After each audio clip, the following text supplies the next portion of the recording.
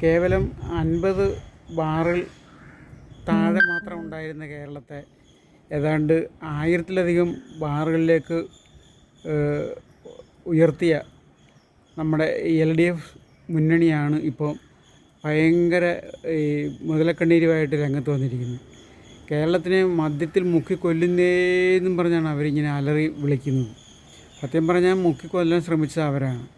അവർ ശരിക്കും ബാറുകളുടെ സമയം കൂട്ടിയും ബാറുകളുടെ എണ്ണം കൂട്ടിയും കേരളത്തിനെ ശരിക്കും മദ്യത്തിൽ കൊല്ലാൻ ശ്രമിച്ചതും തന്നെയല്ല, ലഹരി ഉൽപ്പന്നങ്ങളുടെ വ്യാപനം ഇത്രയും സാർവത്രികമാക്കിയതും അവർ തന്നെയാണ്.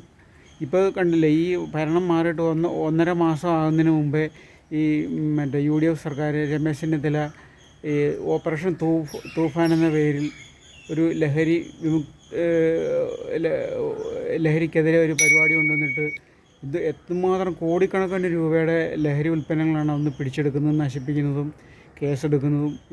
പോലീസ് ഉദ്യോഗസ്ഥന്മാർക്ക് പലയിടത്തും ആക്രമണങ്ങൾ നേരിട്ടിട്ടുണ്ട്. പക്ഷേ എങ്കിൽ പോലും ഒരു അതിഭയങ്കരമായ ഒരു റെയ്ഡും ഈ ലഹരി ഉൽപ്പന്നങ്ങൾ പിടിച്ചെടുക്കലുമാണ് ഇപ്പോൾ നടക്കുന്നത്. അപ്പോൾ ഈ കഴിഞ്ഞ 10 വർഷം ഈ എക്സൈസും പോലീസും ഒക്കെ എന്ത് ചെയ്യുകയായിരുന്നു എന്നാണ് നമുക്ക് അത്ഭുതം തോന്നുന്നത്. അപ്പം മദ്യമായാലും മയക്കുമരുന്നായാലും അവർ ശരിക്കും കണ്ണടയ്ക്കുമായിരുന്നു. അപ്പോൾ ഇപ്പം ഈ വീര്യം കുറഞ്ഞ മദ്യം കേരളത്തിൽ ഒഴുക്കി കേരളത്തിനെ മദ്യത്തിൽ മുക്കിക്കൊല്ലുന്നതെന്നാണ് ഇവരുടെ ഒരു വേവലാതി. അതിനെപ്പറ്റിയാണ് ഇന്നത്തെ കാർട്ടൂൺ വരയ്ക്കുന്നത്. സത്യം പറഞ്ഞാൽ ഇവർ കൊണ്ടുവന്നിട്ട് കേരളത്തിൽ മൊത്തം ഈ മദ്യത്തിൻ്റെ ഒരു കുത്തൊഴുക്ക് നടത്തിയിട്ട് അവരിപ്പോൾ അതിൻ്റെ പുറത്തൊരു തോണിയിട്ടിട്ട് വിളിച്ചു പോവുകയാണ് കേരളത്തിനെ മദ്യത്തിൽ മുക്കിക്കൊല്ലുന്നതെന്ന്. ഇനി കേരളത്തിനെ എവിടിട്ട് മദ്യത്തിൽ മുക്കുകയാണോ ഇവർ മാക്സിമം മുക്കി വെച്ചിരിക്കുക. അതാണ് ഇന്നത്തെ കാർട്ടൂൺ. ശരിക്കും പറഞ്ഞാൽ മുതല പോലും നാണം ചെയ്തു. ഇതിപ്പം ഞാനിത് വരച്ച് കഴിഞ്ഞ് ഒരു അവസാന നിമിഷമായപ്പോഴാണ് ഈ മുതലയുടെ കാര്യം ഓർത്തത്, ഇവരുടെ മുതലക്കണ്ണീരിൻ്റെ കാര്യം ഓർത്തത്. അപ്പോൾ അതുകൊണ്ട് ഈ സ്കെച്ചിനകത്ത് ഈ മുതല കാണത്തില്ല.